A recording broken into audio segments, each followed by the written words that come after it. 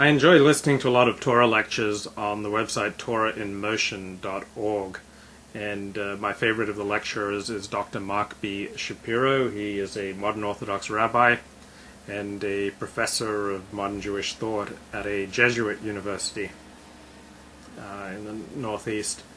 And I was listening to his latest lecture from October 25, 2010. It talks about a trend of Jewish extremism in Aleppo, Syria. For a long time, the Aleppo Syrian Jewish community burned one book, and we often think of the Sephardic world as more open-minded, but you do have extremism in places such as Aleppo. The Sephardic rabbis in Aleppo oppose secular studies in their entirety.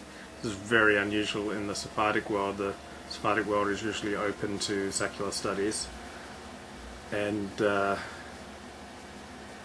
the Hertz Pentateuch, the Hertz Chumash, it was the commentary in this Chumash Pentateuch was assembled by former chief rabbi of the British Empire, and he quotes non-Jewish scholars as well as Jewish scholars to illuminate the Torah. And in more traditional parts of Orthodox life, this is regarded as, you can't quote non-Jews talking about our Holy Torah. And Mark Shapiro makes a point: light blinds people who've been in darkness for a long time. You have to be exposed to it gradually. So when secular studies reach areas where people have not been exposed to it, it's like they are coming out of a cave, and then it leads them to reject tradition, which is what happened in Eastern Europe around the turn of the 20th century. So that within a space of a generation, so many had rejected in tradition.